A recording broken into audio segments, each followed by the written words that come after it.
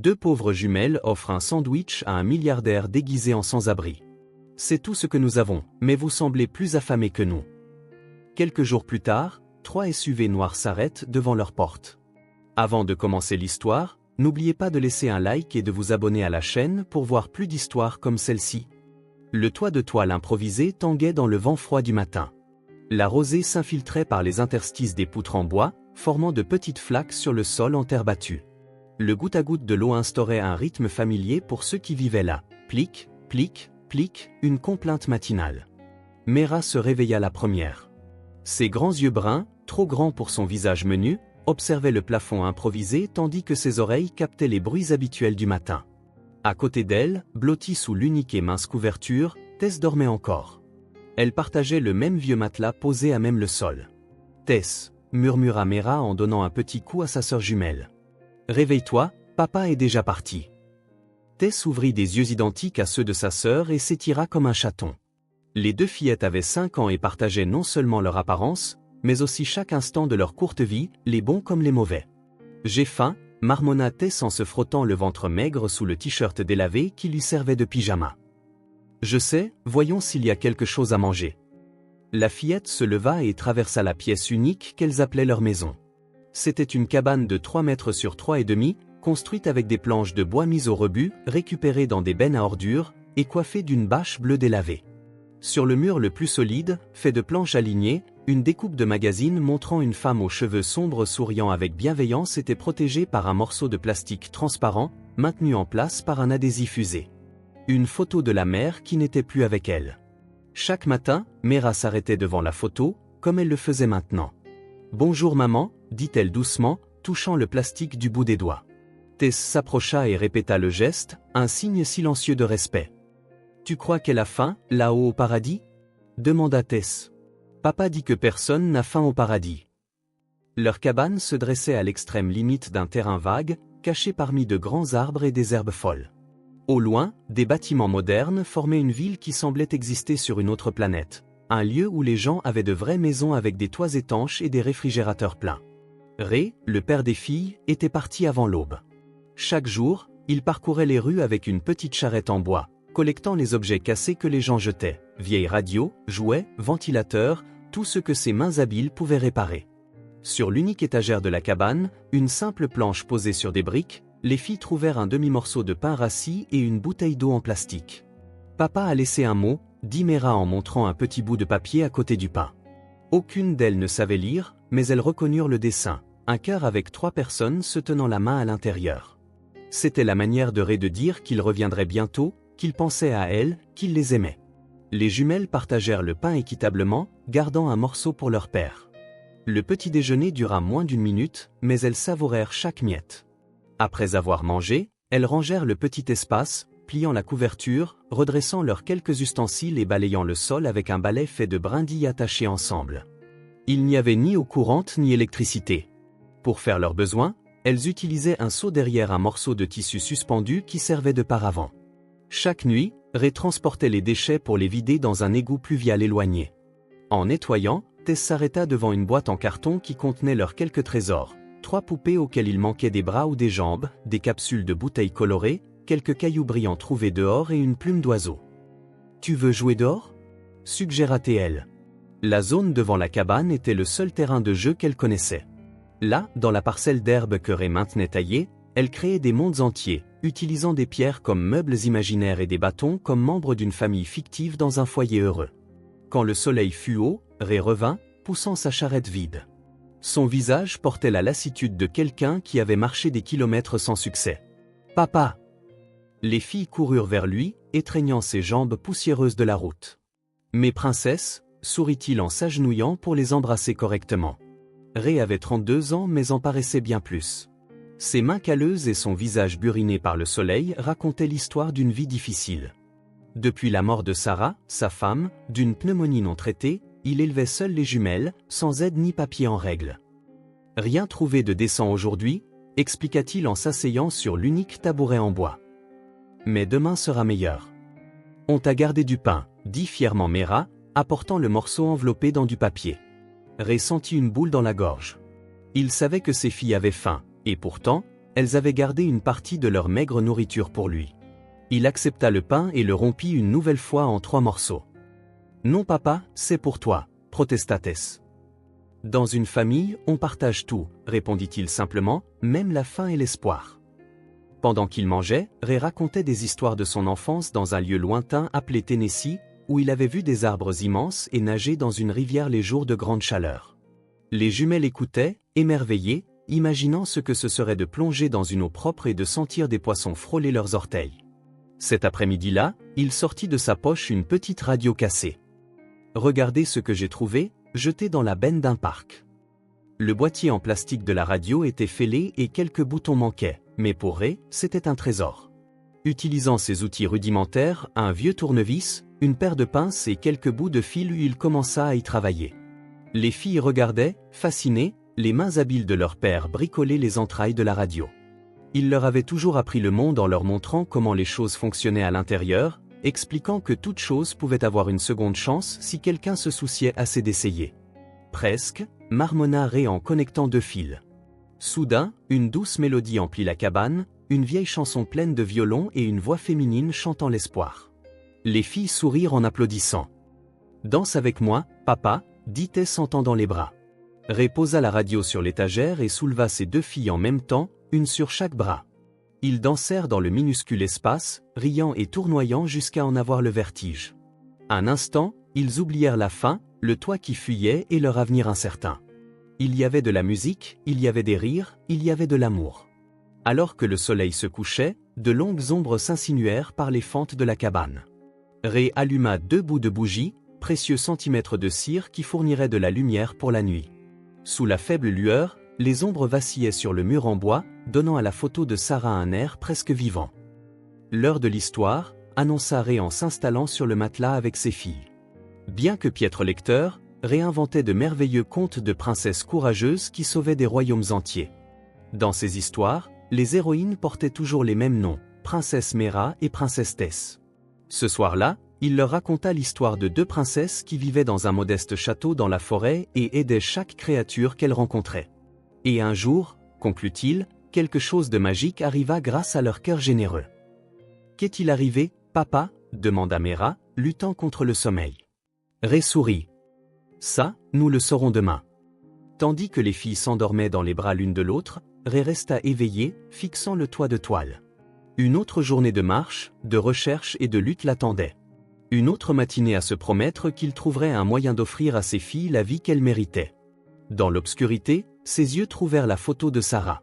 Le plastique qui la recouvrait capta la dernière lueur de la bougie. « Elles sont aussi fortes que toi », murmura-t-il.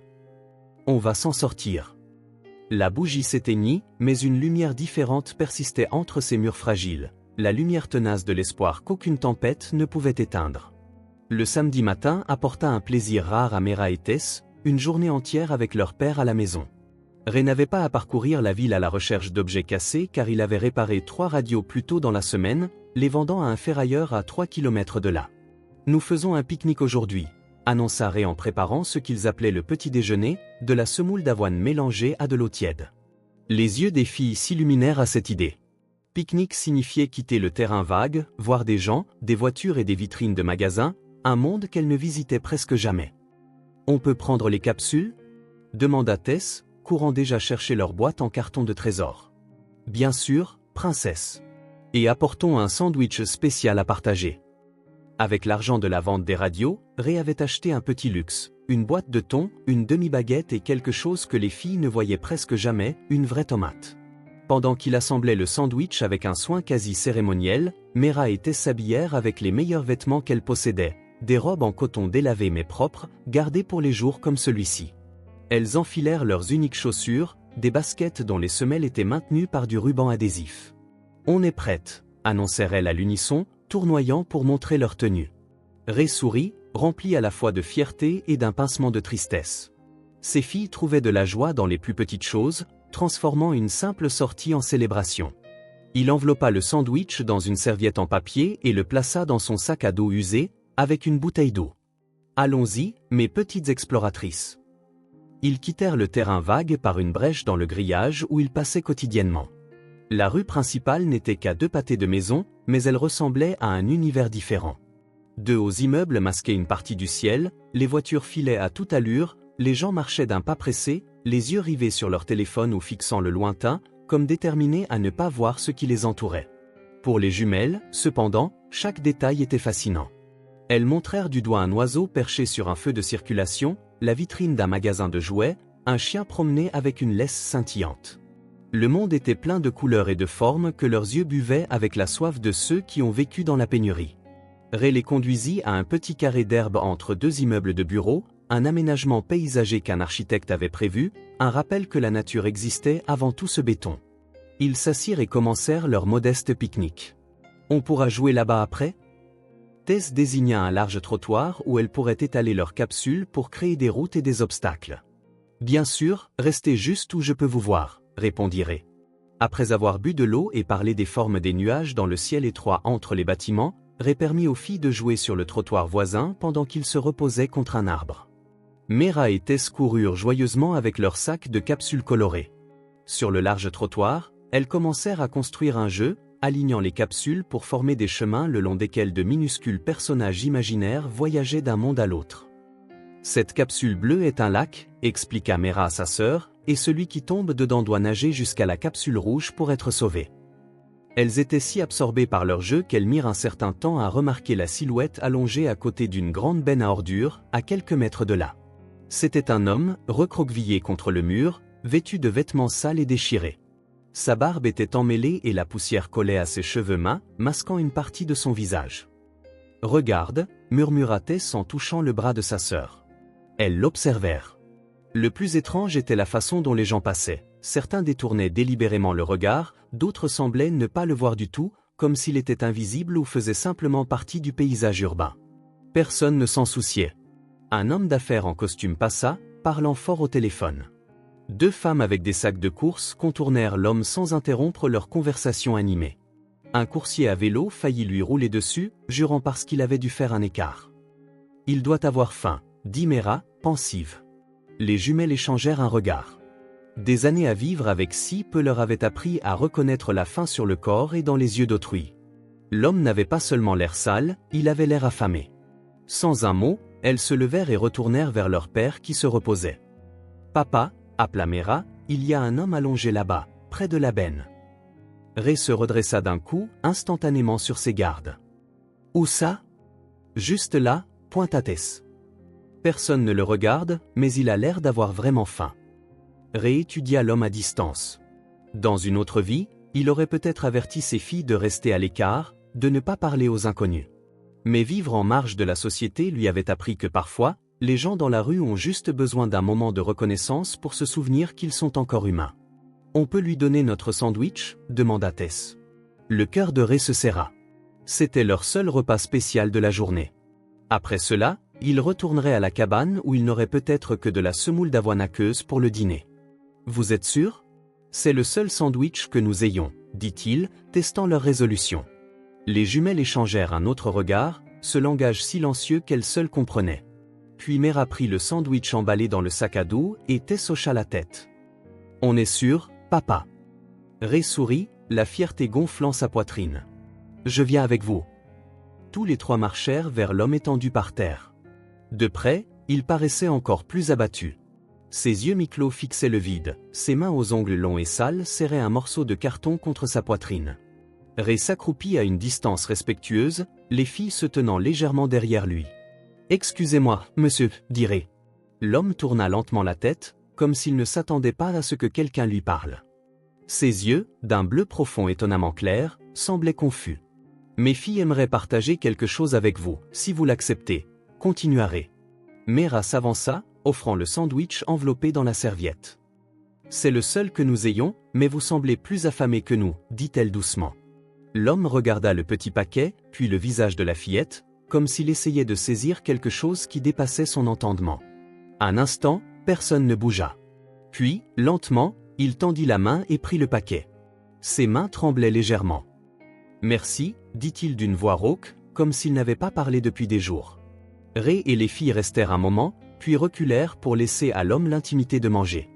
Ce qu'ils ne savaient pas, en retournant à leur carré d'herbe, c'est que sous la crasse et la misère apparente se trouvait Silas Boone, l'un des hommes les plus riches du pays, un milliardaire qui, ayant perdu foi en l'humanité, avait décidé de mener une expérience, se déguiser en sans-abri pour voir si la véritable bonté existait encore dans le monde.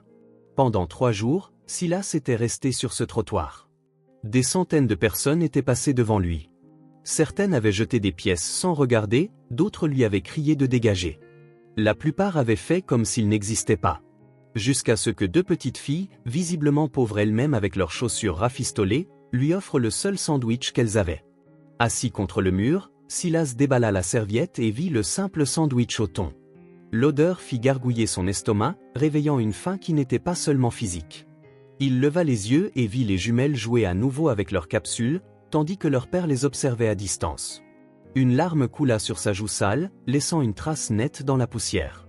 C'était la première fois qu'il pleurait depuis des années, depuis la perte de sa femme, emportée par un cancer, et son repli sur son immense fortune et sa profonde solitude.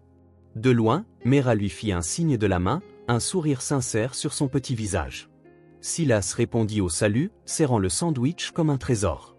À cet instant, quelque chose en lui se brisa et se reconstitua. Quelque chose que sa vaste fortune n'avait jamais pu acheter, la foi en la bonté humaine, trouvée dans le simple geste de 2 enfants qui n'avaient rien d'autre que l'essentiel. Silas leva les yeux vers la parcelle de ciel entre les immeubles, la même que les filles avaient admirée pendant leur pique-nique. Une décision commença à se former dans son esprit, une décision qui changerait à jamais la vie de cette famille. Il mordit lentement dans le sandwich, savourant chaque bouchée. C'était le meilleur qu'il ait goûté depuis des années. La limousine noire glissa silencieusement à travers les grilles en fer forgé du domaine exclusif. Des gardes de sécurité en uniforme saluèrent respectueusement, ne trahissant aucune surprise face à l'apparence de l'homme sur la banquette arrière, ils avaient été informés de l'expérience de M. Boone. À l'intérieur du véhicule, Silas regardait à travers les vitres teintées, toujours vêtu de ses habits sales et en lambeaux. Sa barbe hirsute et ses cheveux en désordre juraient avec le luxe des sièges en cuir. Le chauffeur, formé à une discrétion absolue, gardait les yeux sur la route sinueuse menant au manoir sur la colline. Lorsque la voiture s'arrêta devant l'entrée principale, Silas n'attendit pas qu'on lui ouvre la porte. Il sortit seul, ignorant l'escalier de marbre et contournant le manoir pour emprunter une entrée de service utilisée uniquement par le personnel. Il ne voulait pas souiller les sols immaculés avec la saleté de 3 jours passés dans la rue. Une femme grande et élégante attendait près de la porte de derrière. Maddie Lawrence, son assistante personnelle depuis 12 ans, se tenait là, impeccable comme toujours, ses yeux révélant une certaine inquiétude. « Bon retour, Monsieur Boone », dit-elle en maintenant la porte ouverte. Silas entra sans répondre, retirant son manteau sale dans le petit couloir de service. Ses épaules, normalement droites avec la posture parfaite exigée par le monde de l'entreprise, semblaient alourdies par ce qu'il avait vécu. « Un bain est prêt, monsieur. J'ai laissé des vêtements propres dans la salle de bain, » dit Maddie. « Merci, Maddie. » Sa propre voix lui paraissait différente, même à lui. 3 jours à peine parlé pour maintenir son déguisement lui avait laissé la gorge rêche. Ou peut-être était-ce l'émotion coincée là depuis que ces 2 fillettes s'étaient approchées de lui. La salle de bain du personnel était simple comparée aux 6 salles de bain principales du manoir, mais luxueuse selon les standards habituels. Silas s'enfonça dans l'eau chaude, la regardant noircir avec la saleté qu'il avait accumulée. Tandis que l'eau chaude apaisait ses muscles endoloris par les nuits passées sur le sol dur, les souvenirs des 3 derniers jours se mêlaient à des réminiscences plus anciennes et plus douloureuses. Elizabeth, sa femme, partie depuis 5 ans après un combat féroce contre le cancer. L'enfant qu'il n'avait jamais eu. Les amis qui s'étaient évanouis lorsqu'il s'était retiré de la vie sociale pour s'occuper d'elle. Les parents éloignés qui avaient mystérieusement réapparu après les funérailles, tous avec des histoires larmoyantes expliquant pourquoi ils avaient besoin d'argent. Pendant des années, Silas avait vu les gens s'approcher de lui avec des sourires calculés et une gentillesse artificielle.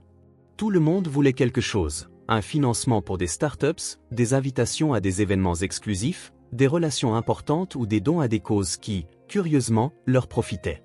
Sa fortune, estimée en milliards, était devenue à la fois son identité et sa prison. À l'intérieur, il se sentait de plus en plus vide et méfiant. C'est pourquoi il était allé dans la rue, un besoin viscéral de voir si la véritable bonté existait encore dans un monde où tout semblait avoir un prix. Après son bain, il enfila les vêtements propres que Maddie avait laissés, un simple pantalon en coton et une chemise blanche, si différent des costumes impeccables qu'il portait habituellement. Il toucha son visage maintenant propre, sentant la barbe qu'il prévoyait de garder pour l'instant.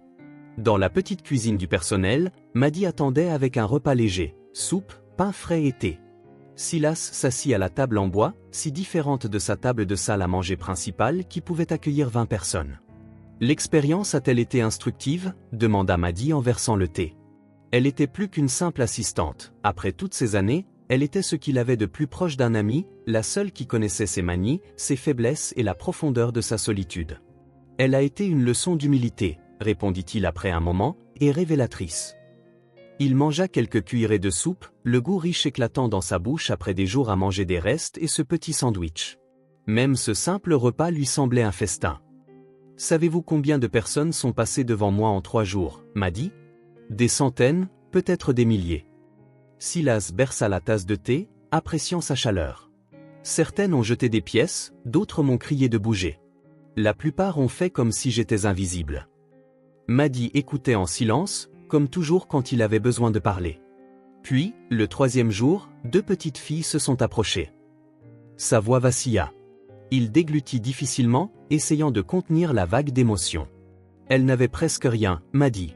On le voyait à leurs vêtements, à leurs chaussures rafistolées. Pourtant, elles m'ont donné le seul sandwich qu'elles avaient, sans hésitation. Il posa la tasse avec précaution, comme s'il craignait de la briser sous la force de ce qu'il ressentait. Toute ma vie, j'ai été entouré de gens qui prétendaient m'admirer, me respecter. Tous m'approchaient en voulant quelque chose. Mais aujourd'hui, quelqu'un m'a donné quelque chose sans rien demander en retour. Maddie remarqua l'étincelle dans ses yeux, quelque chose qu'elle n'avait pas vu depuis des années. La vraie vie y était revenue. « Je veux que vous découvriez qui sont ces filles » dit Silas en se penchant sur la table. « Celles qui vous ont donné le sandwich » ? Oui. Des jumelles, d'après ce que j'ai pu voir. 5 ou 6 ans, cheveux noirs. Elles étaient avec leur père, un jeune homme mince qui avait l'air d'un travailleur acharné. Il me faudra plus de détails, monsieur. Où cela s'est-il passé exactement ? Silas décrivit l'endroit, un trottoir près d'immeubles de bureaux dans la partie ouest de la ville. Il mentionna l'uniforme délavé du père, probablement d'un emploi d'entretien ou de conciergerie. Je veux tout savoir sur eux. Où ils vivent, comment ils vivent, leur situation. Maddie hocha la tête, prenant déjà des notes sur sa tablette. Puis-je vous demander ce que vous avez l'intention de faire, monsieur ? Silas se leva de la table et se dirigea vers la fenêtre. À travers elle, il voyait une partie de ses jardins manucurés, des hectares de beauté cultivée que peu de gens à part lui et les jardiniers voyaient jamais. Tant de pièces vides, tant d'espaces perdus. Je ne sais pas encore, m'a dit. Mais je dois faire quelque chose. Il se tourna vers elle, arborant le regard déterminé qu'elle n'avait pas vu depuis l'époque où il révolutionnait le marché de la technologie. Ces filles m'ont donné quelque chose que je croyais avoir perdu, la foi en la bonté humaine. La générosité sans condition. Maddie termina ses notes et se leva. Je m'en occupe tout de suite, monsieur.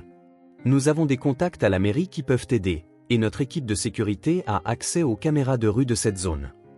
Utilisez toutes les ressources nécessaires, mais discrètement. Je ne veux pas les effrayer. Tandis que Maddie partait pour commencer son enquête, Silas resta dans la petite cuisine, rejoint dans son esprit le moment où la petite fille lui avait tendu ce sandwich. La pureté de son geste avait brisé la carapace cynique formée au fil des ans. Pour la première fois depuis longtemps, Silas Boone ressentait un nouveau sens à sa vie. Lui qui avait tout, mais qui avait l'impression de n'avoir rien, avait reçu un cadeau inattendu de ceux qui n'avaient presque rien, sinon ceux qui comptaient vraiment. « Je les trouverai », murmura-t-il pour lui-même, regardant le coucher de soleil à travers la petite fenêtre. Et d'une manière ou d'une autre, je rendrai l'appareil pour ce sandwich. Maddie Lawrence ne portait pas son tailleur de créateur habituel ce matin-là. Elle avait enfilé un jean, un t-shirt uni et des baskets, des vêtements qu'elle avait rarement l'occasion de porter dans son travail d'assistante personnelle de l'un des hommes les plus riches du pays. Ses cheveux étaient attachés en une queue de cheval décontractée, et le seul accessoire qu'elle portait était un sac en cuir bien usé contenant une tablette discrète et un petit appareil photo. Elle gara sa Honda Civic, bien loin de l'Audi qu'elle utilisait pour les affaires officielles, à plusieurs pâtés de maison de l'endroit que Silas avait décrit. Elle préférait marcher et observer sans attirer l'attention. Sa mission était de trouver les filles et leur père, de comprendre leurs conditions de vie sans interférer ni révéler ses intentions. Le quartier changeait radicalement à chaque pâté de maison. Les tours de bureaux étincelantes laissaient place à des bâtiments plus anciens, puis à des maisons modestes, jusqu'à ce que Maddy atteigne une zone où des abris improvisés se mêlaient à des terrains vagues. Le contraste était saisissant, comme passer d'un monde à l'autre en quelques minutes. Suivant des coordonnées approximatives recueillies grâce aux caméras de surveillance de la zone, Maddy arriva à un terrain vague négligé, partiellement clos par un grillage rouillé. D'après la vidéo, ils avaient suivi Ray et les filles retournant ici la veille.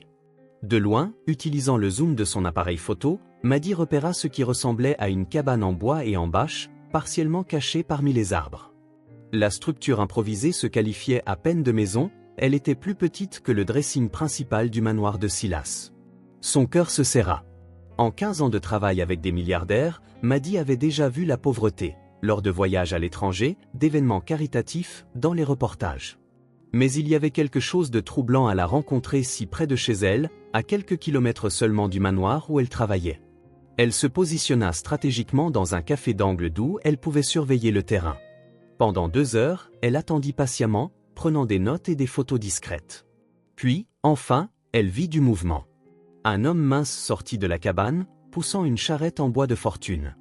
Même de loin, Maddy le reconnut d'après la description de Silas, Ray, le père. Il portait une chemise délavée et un pantalon taché, mais il y avait de la dignité dans sa posture et dans la manière méthodique dont il rangeait quelques outils dans sa charrette. Quelques instants plus tard, 2 petites silhouettes jaillirent de la cabane en courant.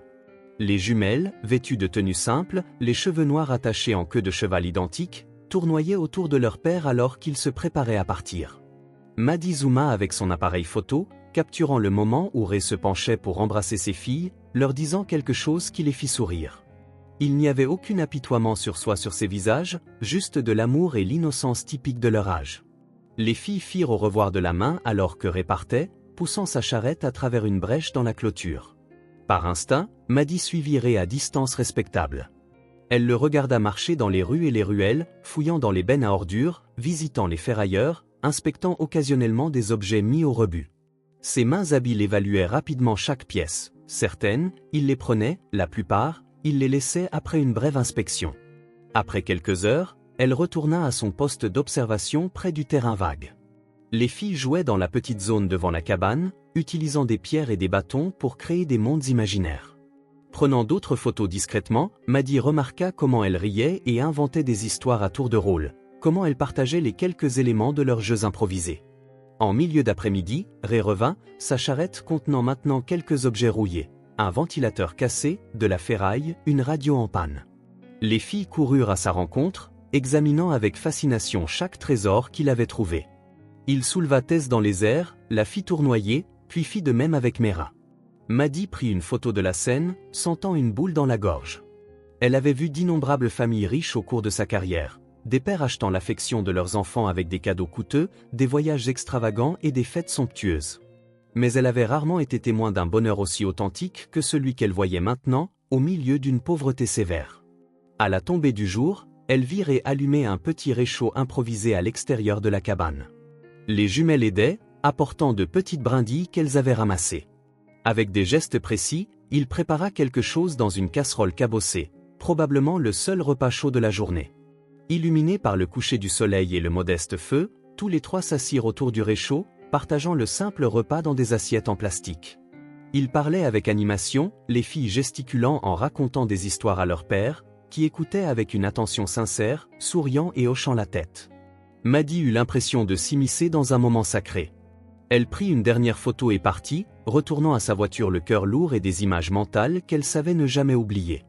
De retour au manoir, la nuit tombée, elle trouva Silas dans la bibliothèque. Il n'était pas dans son grand bureau, mais dans un vieux fauteuil en cuir, le seul meuble qu'il avait gardé de sa vie d'avant sa fortune. Son visage portait encore des traces de fatigue de ses jours dans la rue. « Qu'avez-vous découvert » demanda-t-il sans détour. Maddy connecta sa tablette au projecteur de la pièce. Sur le mur blanc apparurent les images qu'elle avait capturées pendant la journée. La cabane, Ray poussant sa charrette, les jumelles jouant, la famille partageant un repas. Ils vivent dans un terrain vague du côté ouest, expliqua-t-elle en montrant la carte numérique indiquant l'emplacement. Le père, Raymond Wilson. D'après ce que j'ai pu recueillir officieusement, il répare des objets mis au rebut.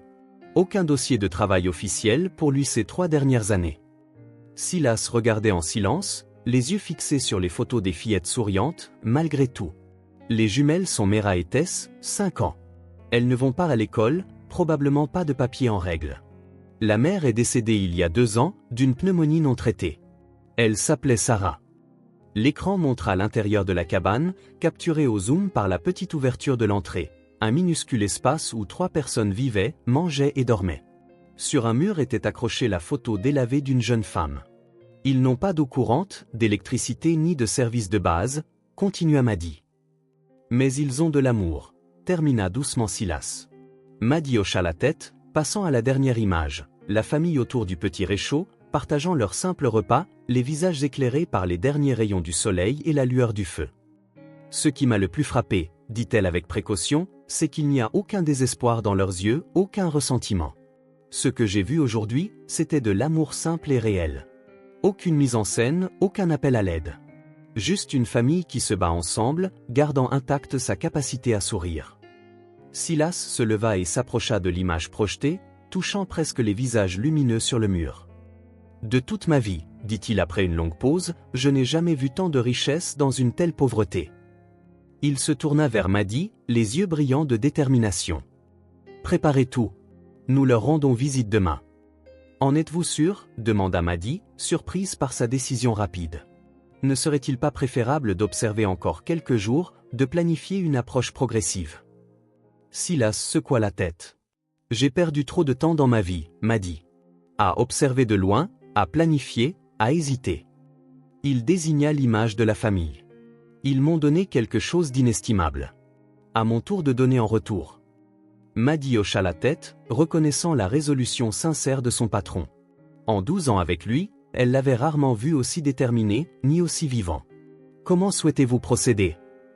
Pas d'extravagance, pas de spectacle. Juste de l'humanité, dit Silas, jetant un dernier regard à la photo de famille. Je veux leur offrir quelque chose de réel, tout comme ils l'ont fait pour moi. Alors que Maddy partait pour faire les arrangements, Silas resta dans la bibliothèque sombre, pensant à la façon dont sa vie avait changé en quelques jours seulement, passant d'un milliardaire amer et renfermé à un homme sur le point de tendre la main à une famille qui, sans le savoir, lui avait sauvé l'âme. L'écho de ses propres pas résonnait dans les couloirs du manoir. Silas marchait lentement à travers les immenses espaces vides, remarquant chaque détail comme s'il les voyait pour la première fois. 7500 mètres carrés de luxe absolu, construit en 5 ans par des architectes de renom, meublés avec des pièces valant des fortunes. Un palais moderne où il vivait pratiquement seul, à l'exception du personnel qui gardait une distance respectueuse. Il s'arrêta devant une sculpture en verre dans le hall principal, une pièce unique réalisée par un artiste japonais, estimée à un demi-million de dollars. Il l'avait achetée aux enchères 3 ans plus tôt, après une guerre d'enchères acharnée. À l'époque, la gagner lui avait semblé cruciale. Maintenant, ce n'était qu'un objet froid, incapable de combler le vide qu'il ressentait. Il continua, passant devant la salle à manger avec une table en noyer pouvant accueillir 20 convives, bien qu'elle n'ait jamais été utilisée à pleine capacité. Dans la cave à vin climatisée, 7000 bouteilles rares attendaient des occasions spéciales qui ne venaient jamais. Dans sa chambre, il ouvrit le placard de la taille d'un petit appartement. Des centaines de costumes, chemises et chaussures méticuleusement organisées, des tenues coûtant plus que ce que Ray gagnerait probablement en des années. Les ignorant tous, il choisit un simple jean et une chemise blanche basique, des cadeaux de Maddy à Noël dernier, qu'elle lui avait suggéré de porter pour se détendre, bien qu'il le fît rarement. En s'habillant, son regard tomba sur un petit cadre photo sur la table de chevet, la seule photo personnelle de tout le manoir. Elisabeth souriait depuis le cadre, figée dans un moment de bonheur au bord de la plage, des années avant sa maladie. « Que dirais-tu maintenant, Beth » murmura-t-il à la photo. « Tu voyais toujours le chemin à suivre quand j'étais perdu. » Dans le silence, il pouvait presque entendre la voix de sa femme, sensée, douce, lui rappelant toujours ce qui comptait vraiment. Elisabeth aurait adoré ses filles. Elle aurait reconnu en elles la même générosité naturelle qu'elle possédait. Silas quitta la chambre et monta sur la terrasse sur le toit du manoir. De là, il pouvait voir ses vastes jardins, la piscine olympique jamais utilisée, les cours de tennis immaculés. Au-delà des grilles, la ville s'étendait jusqu'à l'horizon, une mosaïque de contrastes saisissants entre richesse et pauvreté. Quelque part dans ce panorama se trouvait une cabane délabrée en bois et en bâche où 3 personnes partageaient un amour que son manoir n'avait jamais connu. Des gens qui, par un seul acte de bonté, avait touché quelque chose en lui qu'il croyait mort à jamais. Son téléphone vibra. Un message de Maddy, « Tout est prêt, comme demandé. Nous pouvons partir quand vous le direz. » Silas prit une profonde inspiration. La décision avait été prise au moment où il avait vu les photos de Maddy. Il n'y avait plus rien à planifier ni à reporter. Avant de descendre, il jeta un dernier regard à l'horizon. Le soleil du matin baignait la ville d'une promesse dorée. « Peut-être que je ne peux pas changer le monde entier, » dit-il doucement, ses mots emportés par une légère brise. « Mais je peux changer le monde pour ceux qui m'ont montré que la compassion existe encore. » Sur le terrain vague, Ray vérifiait les fuites du toit de la cabane. La pluie de la nuit précédente avait aggravé quelques brèches, alors il renforçait maintenant la bâche bleue avec des bouts de plastique et du ruban adhésif. Une réparation temporaire, il le savait, qui ne durerait pas longtemps. Mera et Tess jouaient à proximité, construisant une nouvelle maison avec des bâtons et des pierres. Dans leur imagination fertile, le petit tas de branches était un grand château habité par de courageuses princesses. « Regarde papa, j'ai fait de vraies fenêtres », s'écria Tess, montrant de petites ouvertures dans les bâtons. « C'est magnifique, princesse », dit Ray en descendant prudemment de la structure de fortune. Le bruit des moteurs brisa le calme matinal. De gros véhicules approchaient, inhabituels dans cette zone négligée de la ville. Ray se crispa automatiquement. Des années à vivre en marge lui avaient appris à craindre l'inattendu, qui signifiait généralement des ennuis. 3 SUV noirs brillants remontèrent lentement le chemin de terre menant au terrain, des véhicules bien trop chers pour cet endroit, avec des vitres teintées foncées dissimulant leurs occupants. « Les filles, venez ici », appela Ray, se plaçant de manière protectrice entre ses filles et les voitures qui approchaient. Mera et Tess coururent vers leur père, s'accrochant à ses jambes, plus curieuses qu'effrayées. Elle ne recevait que rarement des visiteurs, en fait, jamais. Les SUV s'arrêtèrent à quelques mètres de la cabane, soulevant un petit nuage de poussière qui resta en suspension dans l'air. Un instant de silence suivit, rompu seulement par le refroidissement métallique des moteurs. La portière du SUV du milieu s'ouvrit. Une femme grande et élégante en sortit la première. Elle portait des vêtements simples, mais qui détonnaient tout de même dans cet environnement. Elle s'avança de quelques pas et s'arrêta, maintenant une distance respectueuse. « Bonjour », dit-elle calmement. « Je m'appelle Maddy Lawrence. J'espère que nous ne vous dérangeons pas. » Ray ne répondit pas immédiatement, scrutant la situation. Cela ne ressemblait pas à une inspection municipale ni aux services sociaux. Certainement pas la police. Alors, qui pouvait-il être ? « Que voulez-vous » demanda-t-il finalement, sa voix tendue mais polie. Maddy esquissa un léger sourire. « En fait, je crois que vos filles ont peut-être rencontré mon ami récemment. » Elle marqua une pause, choisissant ses mots avec soin. Un homme assis près d'une benne à ordures. Elle lui aurait partagé un sandwich. Les yeux de Ray s'écarquillèrent de reconnaissance. Les jumelles échangèrent des regards surpris, se chuchotant quelque chose. À ce moment, la portière du deuxième SUV s'ouvrit. Un homme en sortit lentement. Grand, les cheveux gris soigneusement coupés et une courte barbe. Il portait un jean simple et une chemise blanche, des vêtements qui semblaient légèrement déplacés sur lui, comme s'il était plus habitué aux costumes formels. Ses yeux bleus profonds furent instantanément reconnus par les filles. « Papa, c'est lui », murmura Mera, excitée. « L'homme du sandwich. »« Mais il est différent », observa Tess, confuse. « Il est propre. » L'homme s'approcha lentement, s'arrêtant à côté de Maddy. Il y avait un mélange de nervosité et de résolution sur son visage. « Vous vous souvenez de moi » demanda-t-il avec un sourire hésitant. Les jumelles hochèrent la tête à l'unisson, toujours agrippées aux jambes de leur père. « Vous avez mangé notre sandwich » dit Mera. « C'était le meilleur sandwich de ma vie » répondit-il sincèrement. Puis, s'adressant à Ray, « Je m'appelle Silas Boone. J'aimerais vous parler, si cela ne vous dérange pas. » Le visage de Ray montra le choc à ce nom. Même en vivant en marge, il était impossible de ne pas connaître ce nom, un milliardaire éminent du monde de la technologie, apparaissant occasionnellement dans les magazines et les journaux. « Je ne comprends pas », balbutia-t-il, regardant l'homme, puis les SUV luxueux, puis ses filles, puis de nouveau l'homme. « Qu'est-ce qui se passe ?» Silas prit une profonde inspiration. C'était le moment crucial, celui qui jetait un pont entre deux mondes qui n'auraient jamais dû se rencontrer, mais qui étaient maintenant liés par un simple acte de bonté. « Puis-je m'approcher un peu » demanda-t-il. Ray hocha la tête, toujours confus. Silas s'avança, à la surprise générale, s'agenouilla dans la poussière pour être à la hauteur des yeux des fillettes. Ses yeux bleus, maintenant au même niveau que les leurs, contenaient une émotion sincère. Il y a 3 jours, je faisais une expérience, commença-t-il, s'adressant directement aux jumelles, bien qu'il sût que Ray écoutait attentivement. Je voulais voir s'il y avait encore des gens bien dans le monde. Des gens qui aident sans rien attendre en retour. Les filles le regardaient, fascinées. Maddie se tenait quelques pas en arrière, observant en silence. Je me suis assis sur ce trottoir pendant 3 jours. Des centaines de personnes sont passées devant moi, agissant comme si je n'existais pas. La voix de Silas se brisa légèrement. Jusqu'à ce que vous deux arriviez. Et vous avez partagé le seul sandwich que vous aviez. Silas tendit les mains. Il ne les toucha pas, garda juste ses paumes ouvertes entre eux, dans un geste d'ouverture et de vulnérabilité. Vous m'avez tout donné.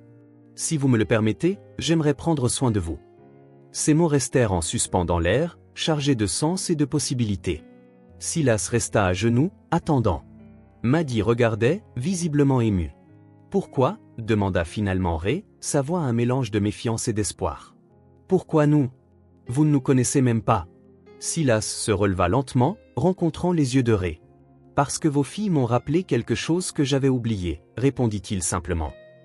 Que la vraie générosité ne demande rien en retour.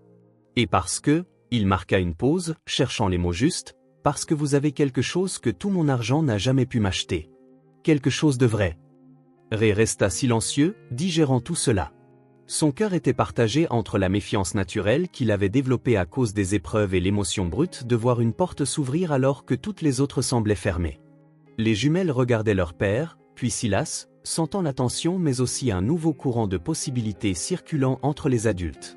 « Je ne vous demande pas de me faire confiance tout de suite », continua Silas, remarquant l'hésitation de Ray. « Donnez-moi juste la chance de rendre ce que vos filles ont fait pour moi. Sans condition, sans obligation. » Maddie s'avança. « Si je peux me permettre, dit-elle doucement, s'adressant aux jumelles. Pourquoi avez-vous décidé de partager votre sandwich ce jour-là » Mera et Tess échangèrent un regard, comme si la réponse était trop évidente pour être expliquée. « Parce qu'il avait l'air plus affamé que nous, dit simplement Tess. Et papa dit toujours qu'on doit partager, ajouta Mera. Leur réponse directe fit sourire Maddie. Il n'y avait aucun calcul, aucun motif caché, juste la logique cristalline de la pure bonté. Ray caressa les cheveux de ses filles, protecteur et fier. Il regarda la cabane derrière eux, fragile, peu sûre, mais le seul foyer qu'il avait réussi à leur fournir depuis la mort de Sarah. « Qu'est-ce que vous offrez exactement ?» demanda-t-il, la voix plus assurée maintenant, endossant le rôle d'un père qui ne se laisserait pas influencer par des promesses vaines. Silas respecta la dignité de cette question. Il n'y avait aucune supplication, juste un homme protégeant sa famille. Un endroit sûr où vivre. L'éducation pour vos filles. Un travail pour vous, si vous le souhaitez. Et par-dessus tout, il marqua une pause significative, la chance de construire un avenir différent. Une légère brise fit claquer la bâche bleue au-dessus de leur tête, comme un drapeau. Dans ce petit espace entre le terrain vague et les voitures luxueuses, 2 mondes se rencontraient, connectés par le fil invisible de la compassion humaine. Ray regarda ses filles, puis l'homme devant lui, puis l'avenir incertain qu'il avait toujours craint. Lentement, il tendit la main. « Je m'appelle Raymond Wilson, dit-il. Et voici Mera et Tess. » Silas serra la main tendue, sentant les callosités, preuve d'une vie de dur labeur et de lutte constante. « Enchanté de vous rencontrer officiellement, Monsieur Wilson. » Les filles sourirent, sentant que quelque chose d'important venait de se produire, même si elles ne comprenaient pas tout à fait quoi. Pour elles, l'homme du sandwich était revenu, propre et différent maintenant, et d'une manière ou d'une autre, cela signifiait que le monde pouvait encore réserver de bonnes surprises. Le petit convoi de voitures s'arrêta devant une maison à 2 étages dans une rue calme d'un quartier de classe moyenne. Ce n'était pas luxueux ni ostentatoire, juste une maison ordinaire parmi d'autres semblables, avec un petit jardin devant et un jeune arbre près du trottoir. Ray tenait une fille par la main de chaque côté en regardant par la vitre de la voiture. Silas avait expliqué pendant le trajet que ce serait leur maison pour l'instant, une phrase que Ray ne comprenait toujours pas complètement. « Nous sommes arrivés », annonça Maddie en ouvrant la portière pour qu'ils puissent sortir. Les filles sautèrent dehors, les yeux écarquillés en découvrant la maison couleur crème au toit rouge. Pour celles qui avaient vécu dans une cabane délabrée, cette simple demeure aurait aussi bien pu être un palais. « On va vivre ici, papa ?» murmura Tess, presque incrédule. « On dirait bien, princesse », répondit Ray, encore en train d'accepter le changement radical dans leur vie. Silas s'approcha, portant l'unique sac que possédait la famille, les quelques vêtements et rares souvenirs personnels qu'ils avaient emportés de la cabane. « J'espère que ça vous plaît », dit-il avec une pointe surprenante de nervosité. Le milliardaire semblait sincèrement désireux de leur approbation. « C'est modeste, mais il y a tout ce dont vous avez besoin pour l'instant. Plus tard, quand vous serez installés, nous pourrons discuter de quelque chose de plus permanent. » Ils se dirigèrent vers la porte. Maddy tendit à Ray un petit trousseau de clés, qu'il hésita à accepter. « Elles sont à vous, dit-elle doucement. Toutes les clés de la maison. » Ray tenait le métal froid dans sa main calleuse, sentant le poids symbolique de ce simple objet. Des clés signifiaient appartenance, propriété, sécurité, des concepts devenus abstraits ces dernières années. En ouvrant la porte, l'odeur de peinture fraîche et de bois neuf les accueillit.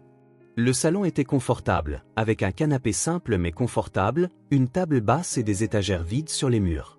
Une cuisine adjacente avait des placards blancs, un petit réfrigérateur et une table avec 4 chaises. « Le frigo est plein », mentionna Silas, et les placards aussi.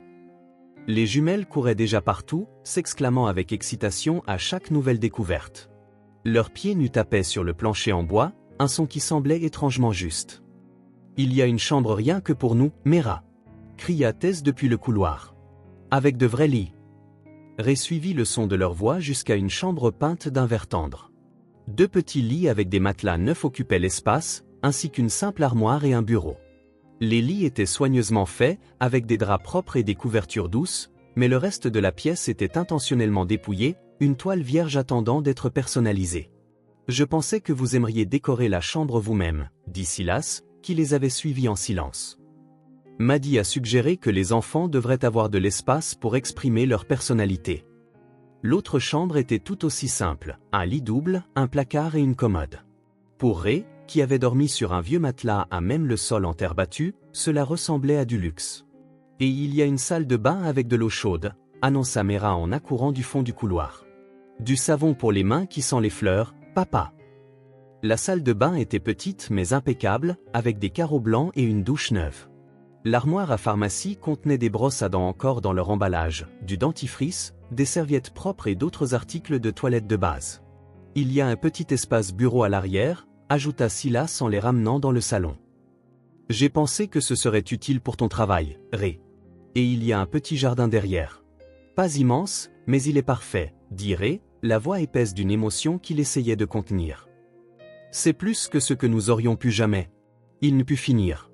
Silas hocha simplement la tête, comprenant ce qui n'était pas dit.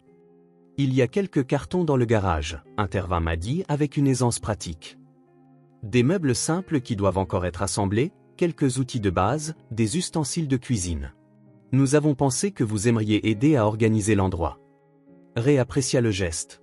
Ce n'était pas de la simple charité, c'était une chance de contribuer, de garder un certain sentiment d'autonomie au milieu de ce changement bouleversant. « Merci, » dit-il simplement.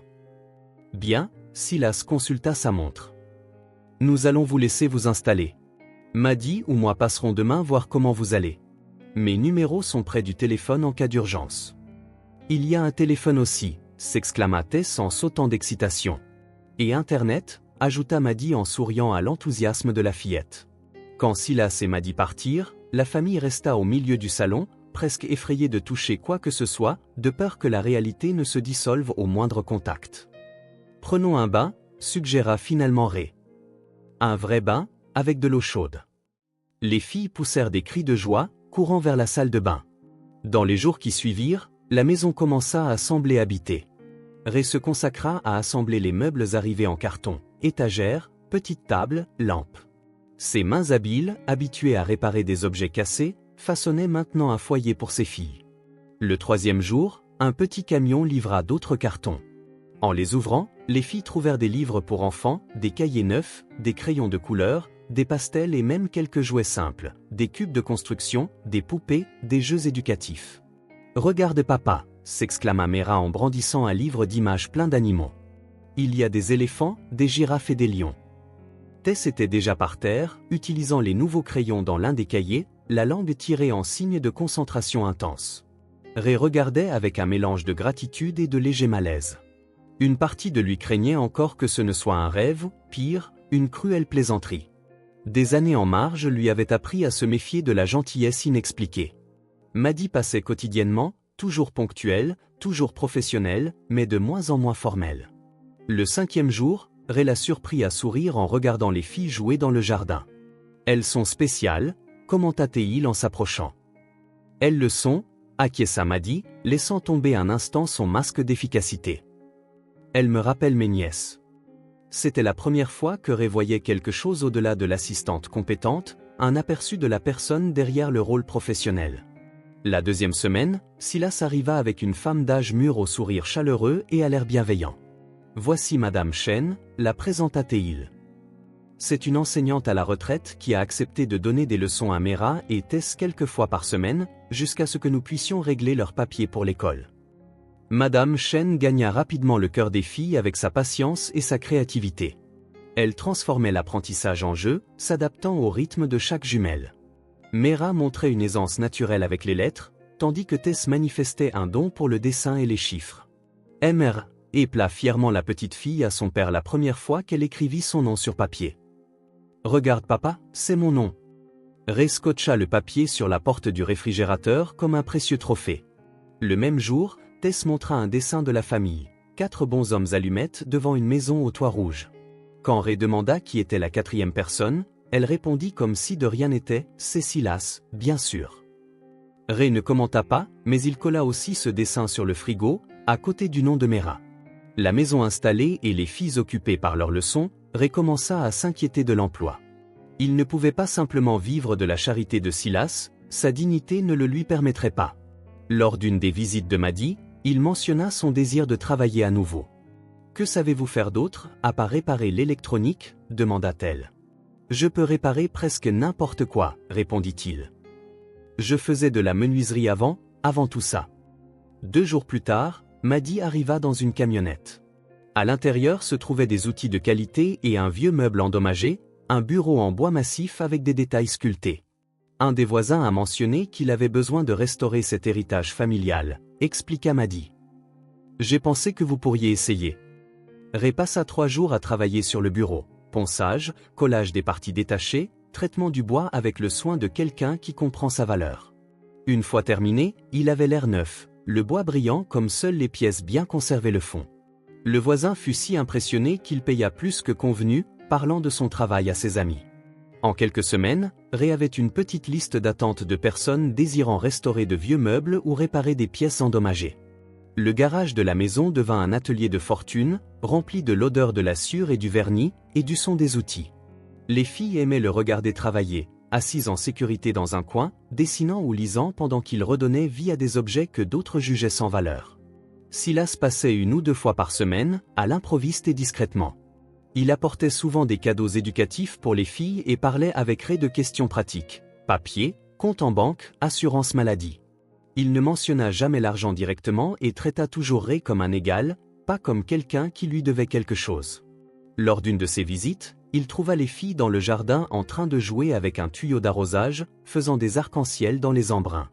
Ray était occupé dans l'atelier, concentré sur un projet. « Regarde ce que je sais faire » cria Mera en voyant Silas, courant pour lui montrer ses nouvelles compétences à la corde à sauter, un exploit qui la remplissait de fierté. Ne voulant pas être en reste, Tess apporta son carnet de croquis pour montrer à Silas ses progrès en dessin. Il s'assit sur la marche du porche, leur accordant toute son attention, comme si rien d'autre n'importait davantage. Quand Ray sortit du garage et vit la scène, il s'arrêta, observant à distance. Il y avait quelque chose de naturel dans la façon dont Silas interagissait avec ses filles. Aucune condescendance, aucune feinte, juste un intérêt sincère. Les filles, à leur tour, adoraient clairement sa présence. « Vous voulez de la limonade » proposa Ray en s'approchant. Les filles ont appris à en faire hier. « Avec plaisir » répondit Silas. Ils s'assirent ensemble sur le petit porche tandis que les jumelles couraient à l'intérieur chercher le pichet au réfrigérateur, impatientes de servir leur création. « Comment va le travail à l'atelier » demanda Silas. « Étonnamment bien, admiré. J'ai plus de commandes que prévu. Les gens apprécient encore les objets bien faits, même dans un monde du jetable. » Silas hocha la tête, comprenant le parallèle tacite. Ray ne parlait pas seulement de meubles. Les filles revinrent avec la limonade, la versant fièrement dans des gobelets en plastique coloré. Elle était trop sucrée, mais aucun des deux hommes ne le mentionna. C'est délicieux, loua Silas, faisant rayonner les filles de fierté. On l'a faite toute seule, expliqua Tess. Madame Chen nous a appris à lire la recette. Et j'ai pressé les citrons, ajouta Mera, montrant ses mains encore légèrement teintées de jaune. Pendant qu'elles discutaient de leur dernière découverte des fourmis dans le jardin, une histoire de pirate que Madame Chen leur avait lue, le dessin qu'elles avaient fait ensemble, Ray remarqua avec quelle naturalité Silas interagissait avec elle. Aucune impatience, aucune artificialité. Tu veux voir notre chambre, Silas? Suggéra soudain Tess. On a tout décoré. Sans attendre de réponse, elles le tirèrent par la main, le conduisant à l'intérieur. Ray suivit, amusé par l'énergie débordante de ses filles. La chambre des filles s'était transformée. Leurs dessins colorés étaient accrochés au mur, et des mobiles en papier et en ficelle fait maison pendaient du plafond. Chaque lit avait une couette différente, celle de Mera avec des étoiles, celle de Tess avec des fleurs vives. Leur bureau était rempli de livres et de cahiers soigneusement empilés. « Vous avez fait un travail incroyable », dit Silas, sincèrement impressionné par la transformation. « On a une place spéciale pour toi aussi », annonça Mera en le guidant vers une petite chaise dans le coin. « C'est pour quand tu viens raconter des histoires. » Silas regarda Ray pour vérifier s'il outrepassait ses droits. Ray haussa simplement les épaules en souriant. « Les filles insistent, expliqua-t-il. Apparemment, tes histoires de vieux navires ont eu du succès la semaine dernière. » Au cours des semaines suivantes, une routine confortable s'installa. Les matinées étaient consacrées aux leçons avec Madame Chen. Les après-midi alternaient entre jeux dans le jardin, lecture ou aide à leur père pour de petites tâches à l'atelier.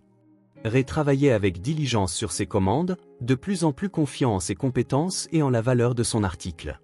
Les visites de Silas devinrent une partie naturelle de cette routine. Parfois, il apportait de nouveaux livres ou des jeux éducatifs. D'autres fois, il s'asseyait simplement sur le porche avec Ray, parlant du travail, du quartier ou de projets futurs. Il ne parlait jamais du passé, un accord tacite entre deux hommes qui comprenaient l'importance de regarder vers l'avenir. Maddie aussi changea. Sa posture rigide laissa place à des sourires plus fréquents. Elle commença à apporter des biscuits faits maison par sa mère, que les jumelles dévoraient avec avidité. Une fois, elle arriva en jean et t-shirt au lieu de ses tailleurs impeccables habituels, restant pour aider Tess à terminer un puzzle difficile. Un vendredi soir, après que les jumelles furent couchées, Ray trouva Silas assis sur le porche, contemplant les étoiles à peine visibles dans la lumière de la ville. « Elles sont heureuses », dit Ray en le rejoignant. « Plus heureuses que je n'aurais jamais cru possible après la mort de Sarah. » Silas hocha la tête, respectant la rare occasion où Ray mentionnait sa défunte femme. « C'est vous qui avez fait ça », ajouta Ray.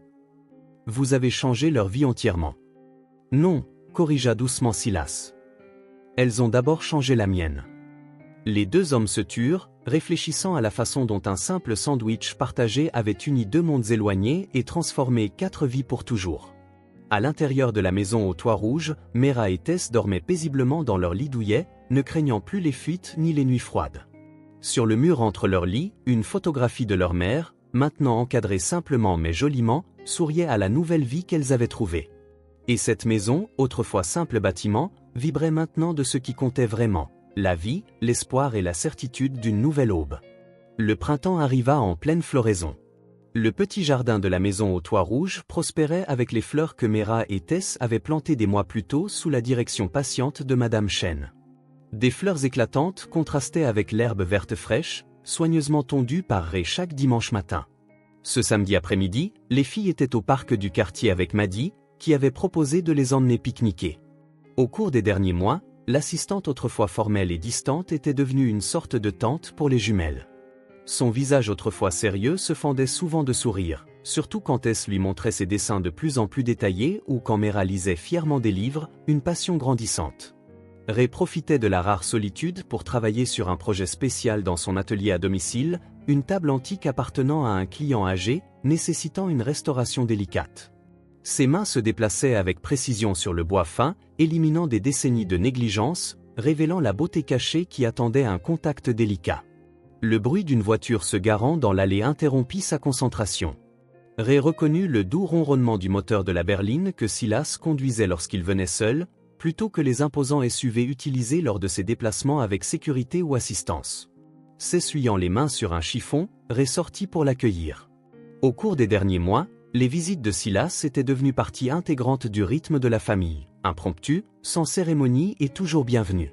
« Bonjour », salua Silas en sortant de la voiture avec une bouteille enveloppée dans du papier brun. « J'espère que je ne dérange rien d'important. »« Juste en train de restaurer une table », répondit Ray. « Rien qui ne puisse attendre. » Silas jeta un coup d'œil au garage ouvert où des outils soigneusement rangés et divers projets à différents stades d'avancement révélaient la petite entreprise florissante de Ray. « Votre travail a une solide réputation maintenant », commenta Silas. « J'ai entendu Madame Miller s'extasier sur l'étagère que vous avez réparée pour elle. Elle a dit qu'elle avait l'air mieux que neuve. » Ray sourit, s'autorisant un moment de fierté. Travailler le bois avait toujours été sa passion, même avant les ennuis qu'il avait forcé, lui et ses filles, à vivre dans cette cabane. Maintenant, avec des outils et un espace approprié, son talent s'épanouissait à nouveau. « Les filles ne sont pas là ?» demanda Silas, remarquant le silence inhabituel. « Elles sont allées au parc avec Maddie. Pique-nique et chasse au trésor. Elles reviendront probablement vers le crépuscule, pleines d'histoires et affamées. »« Parfait », Silas souleva la bouteille. « Je nous ai apporté quelque chose. Un café spécial que j'ai découvert lors d'un voyage en Colombie. J'ai pensé qu'on pourrait l'essayer. Allons sur la terrasse arrière, suggéra Ray. J'y ai installé un petit coin salon. Le jardin est agréable à cette période de l'année. » Pendant que Ray préparait le café dans la cuisine, il observait Silas par la fenêtre. Le milliardaire se promenait nonchalamment dans le petit jardin, s'arrêtant pour examiner les fleurs plantées par les filles, chacune étiquetée d'un panneau fait main indiquant le nom de la plante et quelle jumelle en était responsable. Il semblait contemplatif, un homme habitué au grand jardin méticuleusement conçu qui trouvait maintenant une beauté authentique dans ces modestes parterres entretenus par des enfants. Ray apporta 2 tasses à la table en bois qu'il avait construite lui-même, simple mais élégante, façonnée avec patience et soin, comme tout ce qu'il créait. « Joli parterre de fleurs », commenta Silas en s'asseyant sur la chaise proposée. Les filles ont un talent pour le jardinage. Tess traite les plantes comme des personnages d'une histoire, expliqua Ray en versant le café. Elle leur parle tous les matins. Mera tient un journal de croissance détaillé, notant soigneusement chaque changement qu'elle observe. Silas sourit, appréciant à quel point les jumelles étaient distinctes, physiquement identiques mais avec des personnalités uniques qu'il avait appris à bien connaître au fil des mois. Des personnalités différentes, même si elles se ressemblent comme 2 gouttes d'eau. Sarah disait toujours que Tess était le cœur et Mera l'esprit. Mais elles ont toutes les deux de l'esprit et du cœur, juste dans des proportions différentes. Ray mentionnait rarement sa défunte femme, mais avec Silas, c'était devenu plus naturel avec le temps. L'arôme riche du café emplit l'air alors qu'il sirotait dans un silence confortable, non pas gênant ou tendu, mais le genre de silence qui s'installe entre des personnes qui n'ont pas besoin de remplir chaque instant de mots. Le jardin offrait le doux bourdonnement des abeilles visitant les fleurs, et de temps en temps, un oiseau chantait. Un papillon jaune se posa brièvement sur le dossier de la chaise de Silas, comme pour l'inspecter, puis s'envola parmi les fleurs. Parfois, je m'attends encore à me réveiller, à voir et après un moment, à me retrouver dans la cabane, face à la lutte quotidienne pour la survie. Silas l'observa attentivement mais le laissa parler sans l'interrompre. Mais ensuite, je vois mes filles courir dans cette maison, rire, apprendre de nouvelles choses chaque jour. Ray regarda le jardin coloré. Et je sais que c'est réel, et qu'elle mérite chaque parcelle de cette nouvelle vie. Elle le mérite, acquiesça Silas. Mais vous aussi. Ray haussa les sourcils, surpris par cette affirmation directe. Ce qui m'impressionne le plus, continua Silas en faisant tourner sa tasse, ce n'est pas seulement ce que vous faites maintenant, mais ce que vous faisiez avant. J'ai vu beaucoup de pères dans ma vie. Des hommes riches qui sous-traitent l'éducation de leurs enfants à des nounous ou à des internats, ou qui disparaissent au premier signe de difficulté. Il marqua une pause pour siroter son café avant de poursuivre. Vous n'avez jamais abandonné vos filles. Même sans rien, sans toit convenable, sans repas garanti, sans perspective. Vous les avez gardées avec vous, leur apprenant à être de bonnes personnes. Ray baissa les yeux, mal à l'aise face à un éloge aussi direct. N'importe quel père ferait la même chose, murmura-t-il. Non, Silas secoua fermement la tête. Pas tout le monde. Croyez-moi, j'ai vu des hommes avec bien plus de ressources abandonner leurs responsabilités pour bien moins que ça. Ils se turent à nouveau, chacun perdu dans ses pensées. Je ne partage peut-être pas leur sang, dit enfin Silas, la voix plus douce que d'habitude, mais j'ai l'impression d'appartenir à cette famille. L'aveu était simple et direct, et il frappa Ray comme une révélation. Il remarqua qu'il considérait déjà Silas comme faisant partie d'eux, pas seulement un bienfaiteur distant, mais quelqu'un qui se souciait sincèrement, qui se manifestait non par obligation, mais par choix. Les mots n'étaient pas nécessaires. Ray hocha simplement la tête, reconnaissant la vérité. Ils finirent leur café, profitant de l'après-midi paisible, du jardin en fleurs et de la maison qui était devenu un véritable foyer. Quand les tasses furent vides, Silas s'agita sur sa chaise, sa posture indiquant qu'il avait quelque chose de plus à dire. « Ray, commença-t-il plus formellement, j'aimerais avoir une discussion honnête avec vous. »« Bien sûr, » dit Ray, sentant le changement d'atmosphère. « Il y a quelque chose à quoi je pense depuis un moment, » hésita Silas, choisissant ses mots avec soin. « Quelque chose d'important, concernant l'avenir. » Ray attendit, donnant à Silas le temps dont il avait besoin. « Je n'ai ni enfant, ni héritier, » dit finalement Silas. « J'ai passé ma vie entouré de gens qui me voulaient pour mon argent, mon influence, ou ce que je pouvais leur fournir. » Il regarda l'horizon où le soleil commençait sa lente descente. « Mais vos filles m'ont montré autre chose. De la pureté. Elles m'ont donné leur unique sandwich, sans savoir qui j'étais, n'attendant rien en retour.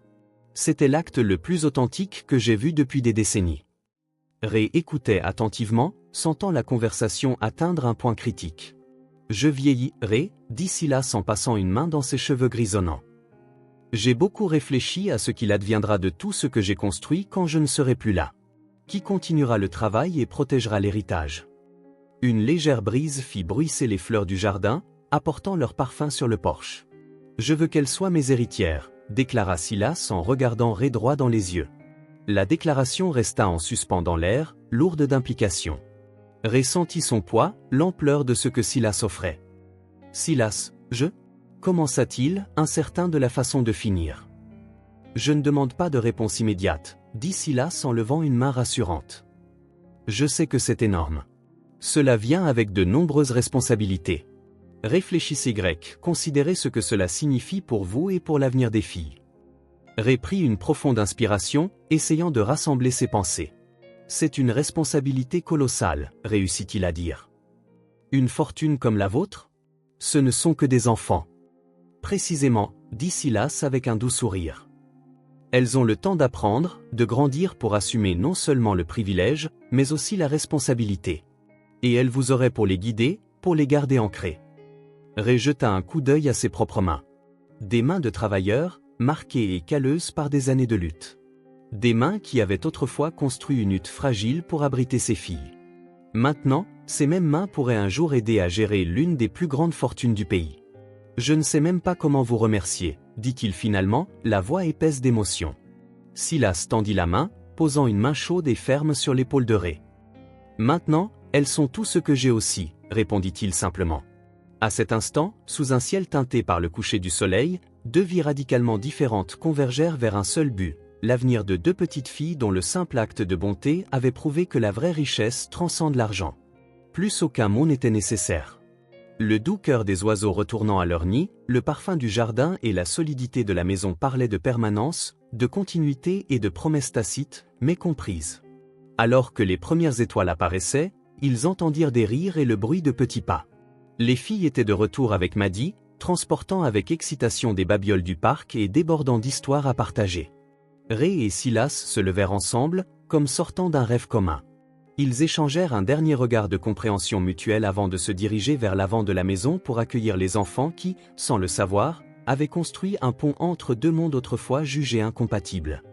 Et tandis que les voix animées des jumelles remplissaient à nouveau la maison de vie, Ray et Silas savaient tous deux que, quels que soient les détails à régler ou les papiers à signer, une famille s'était formée, non par le sang, mais par un choix conscient d'appartenir l'un à l'autre.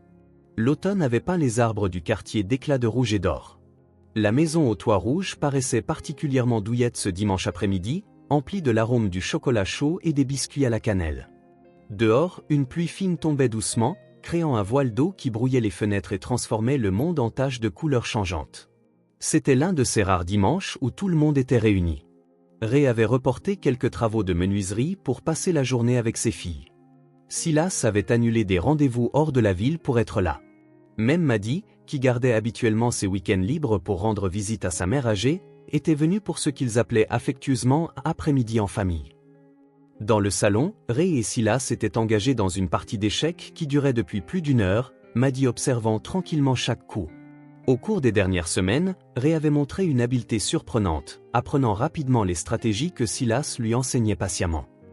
Échec, dit Ray en déplaçant sa tour dans une position menaçante. Silas se pencha sur l'échiquier, étudiant ses options avec la même concentration qu'il aurait pu utiliser pour des négociations de plusieurs millions de dollars. Les jumelles, maintenant âgées de presque 6 ans, étaient assises sur le tapis moelleux à proximité, entourées de livres et de dessins. Leur éducation formelle avait enfin commencé, tous les papiers étant réglés pour qu'elles puissent fréquenter l'école locale.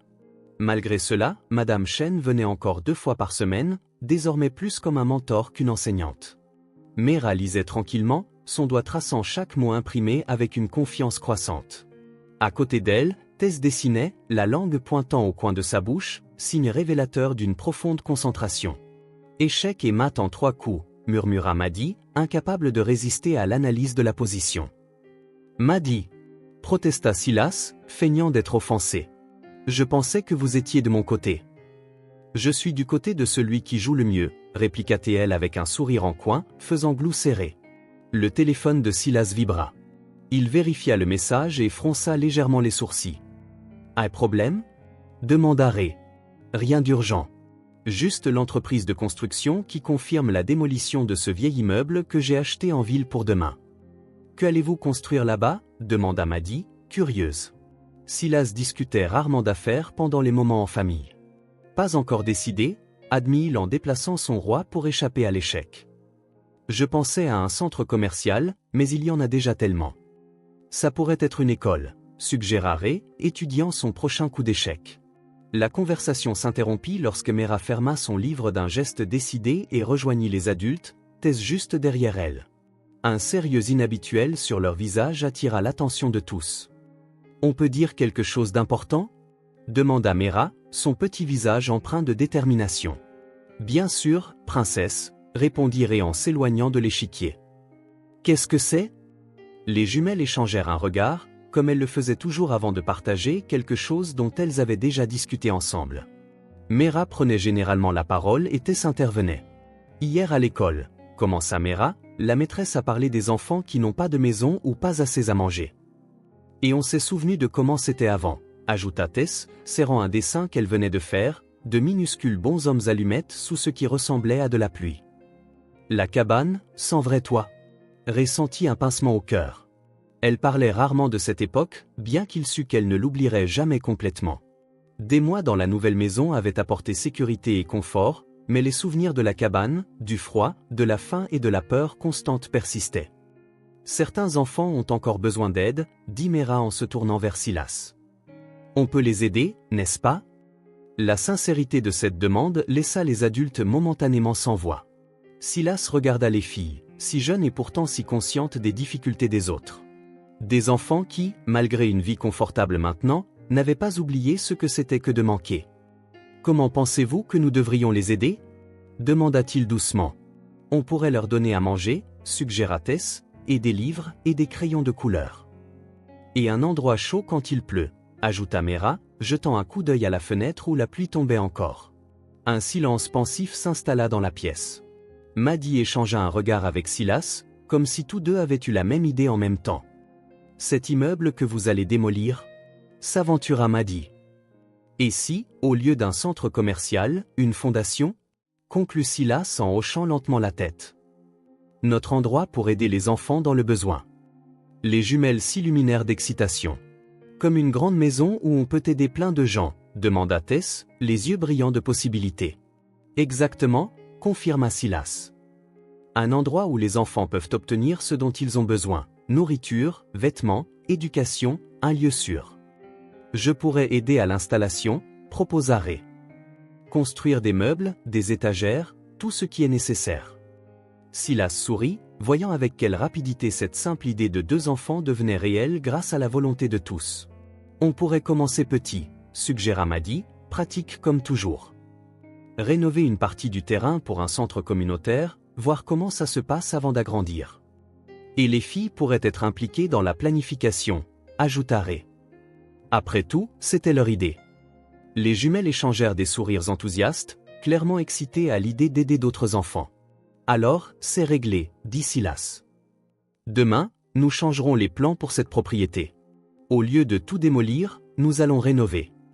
La partie d'échecs fut oubliée alors que tout le monde se rassemblait autour de la table de la cuisine. Silas attrapa du papier et des crayons, esquissant des idées de base pour l'espace. Maddy prenait des notes sur sa tablette, liste de contacts, matériaux nécessaires, questions juridiques. Ray offrait des suggestions pratiques, se rappelant de première main ce que les familles dans le besoin appréciaient vraiment. Il avait été dans cette situation lui-même il n'y a pas si longtemps. Dans les jours qui suivirent, l'idée grandit et prit forme. Silas rassembla des architectes, des ingénieurs et des travailleurs sociaux pour discuter des meilleures façons de transformer le vieil immeuble du centre-ville en un espace accueillant pour les enfants défavorisés. Maddy gérait tout avec son efficacité habituelle, permis, autorisation, aspect juridique. Le bâtiment lui-même était une solide construction des années 1950, 3 étages de béton armé qui avaient résisté au temps malgré la négligence. Les ingénieurs confirmèrent que les fondations étaient solides, la plupart des travaux consisteraient à moderniser l'électricité, la plomberie et les finitions générales. Préservons le caractère original du bâtiment, décida Silas après avoir consulté les jumelles, qui adoraient les grandes fenêtres cintrées et les briques apparentes. Modernisons-le simplement et adaptons-le à nos besoins. Ray commença à se rendre régulièrement sur place, offrant des suggestions pratiques basées sur sa propre expérience de vie précaire avec les filles. Il savait exactement ce dont les familles en difficulté avaient le plus besoin, dignité, respect et véritables opportunités de changement, pas seulement des aumônes. Nous avons besoin de cabines de salle de bain entièrement privées, avec de vraies portes, dit-il aux architectes. L'intimité est un luxe quand on vit en marge. Et des douches chaudes, de vraies douches chaudes. Les filles étaient impliquées à chaque étape. Silas leur apportait toujours les plans et les dessins à examiner, traitant leur avis avec le même respect qu'il accordait aux professionnels engagés. Il faut beaucoup de fenêtres, insista Mera lors d'une séance de planification, montrant du doigt les plans d'architecture étalés sur la table de la cuisine. Pour que le soleil puisse entrer. La cabane était toujours sombre et triste. Et un endroit pour garder les dessins et les projets des enfants, ajouta Tess. Pour qu'ils puissent voir qu'ils ont fait quelque chose de beau. Silas nota chaque suggestion, souvent étonné par la sagesse pratique des idées apparemment simples des jumelles. Elles comprenaient des besoins que les experts négligeaient souvent, non seulement physiques mais aussi émotionnels. Au fur et à mesure que la rénovation progressait, la communauté locale commença à s'en apercevoir. Des entreprises voisines firent don de matériaux, des écoles locales organisèrent des collectes de livres et de fournitures. Une entreprise de meubles apprit que Ray fabriquait des pièces pour le centre et offrit une cargaison de matelas neufs. En 2 mois, la structure de base était prête. Le bâtiment autrefois abandonné avait repris vie. Ses murs extérieurs étaient peints de couleurs vives, selon un dessin de Tess. De grandes fenêtres avaient été installées, laissant la lumière naturelle inonder l'intérieur. L'espace avait été divisé en zones fonctionnelles. Une salle à manger, des salles de classe, une bibliothèque, des salles d'examen et une cour spacieuse pour jouer. Le rez-de-chaussée abriterait les services immédiats, une cuisine communautaire, une cafétéria, un espace d'accueil pour les dons et des salles médicales de base. Au premier étage, des salles de classe, une bibliothèque et des espaces pour les activités éducatives. Le deuxième étage, initialement réservé à une future expansion, était déjà en cours d'adaptation pour inclure de petits appartements temporaires pour les familles en situation critique. Ray passa des semaines à créer les meubles du centre. Il ferma son atelier aux autres clients, expliquant qu'il avait un projet spécial. Il construisit des tables et des chaises robustes pour la cafétéria, des étagères parfaitement dimensionnées pour la bibliothèque en devenir, et des armoires pour stocker les dons et les fournitures. Chaque pièce était simple, mais fabriquée avec le même soin qui marquait tout son travail. « Pourquoi poncez-vous tout si minutieusement » demanda Silas un après-midi, regardant réappliquer laborieusement du papier de verre de plus en plus fin sur une table d'étude. « Parce que je ne veux pas qu'un enfant se prenne une écharde, » répondit Ray.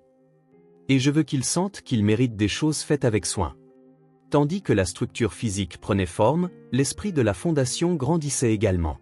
Les jumelles en étaient le cœur, guidées par un sens du devoir inébranlable qui surprenait souvent les adultes. Nous ne voulons pas seulement leur donner des choses, expliqua Mera un après-midi, en rangeant des livres donnés sur de nouvelles étagères. Nous voulons qu'il se sente important, comme vous et Silas nous avez fait sentir, dit Tess en jetant un coup d'œil à Maddie, qui supervisait l'installation. Maddie sourit, touchée. Faire partie de cette famille improvisée avait changé sa propre vie d'une manière qu'elle n'aurait jamais anticipée. Trions les livres par niveau de lecture et par sujet, suggéra Maddie en s'approchant de l'étagère. De cette façon, il sera plus facile pour les enfants de trouver ce dont ils ont besoin. On peut utiliser des autocollants de couleurs, proposa Mera, élaborant déjà son propre système de classification. Bleu pour les aventures, vert pour la nature, rouge pour les histoires d'amour. La dernière semaine avant l'ouverture, la fondation devint le centre d'intérêt de tous. Silas s'installa pratiquement dans un bureau de fortune sur place, coordonnant les dons d'entreprises et de particuliers qui voulaient faire partie du projet. Maddie s'occupait des permis, de la formation du personnel et des derniers détails. Ray se concentra sur l'achèvement des meubles, travaillant tard dans la nuit avec la même détermination qu'il utilisait autrefois pour simplement maintenir un toit en bâche au-dessus de ses filles. « Papa, tu es fatigué ?» demanda Tess une nuit, le trouvant encore dans l'atelier de fortune de la fondation, les outils à la main malgré leur tardive. Ray fit une pause, posa son équipement et lui ouvrit les bras. « Un peu, princesse. Mais c'est une bonne fatigue, différente d'avant. »« Différente comment ?» demanda-t-elle en s'installant sur ses genoux. Ray prit un moment pour trouver des mots simples pour une pensée complexe. « Avant, je travaillais par peur. Peur de ne pas avoir à manger le lendemain, peur de la pluie, peur de te décevoir, toi et ta sœur. » Il lui caressa doucement les cheveux. « Maintenant, je travaille avec espoir. C'est comme planter un arbre qui donnera des fruits pour beaucoup de gens. » Les filles aidaient dès qu'elles le pouvaient, malgré leurs heures d'école. Mera triait et étiquetait les livres donnés par groupe d'âge et par sujet, lisant occasionnellement des histoires à voix haute, pour s'entraîner, disait-elle, pour quand de vrais enfants écouteraient. Tess préparait des kits d'art à partir des fournitures données, blocs de papier, crayons de couleur, pastels décorant chaque paquet à la main, voulant qu'ils soient non seulement utiles, mais spéciaux. « Je veux que les enfants sentent que quelqu'un a fait ça juste pour eux, » expliqua-t-elle lorsque Silas lui demanda pourquoi elle passait autant de temps supplémentaire à personnaliser chaque kit. La nouvelle de la fondation se répandit. Les journaux locaux publièrent de courts articles à ce sujet. Les écoles les contactèrent pour des visites scolaires. Les travailleurs sociaux demandèrent comment référer des familles. La curiosité et la bienveillance se propagèrent à travers la ville.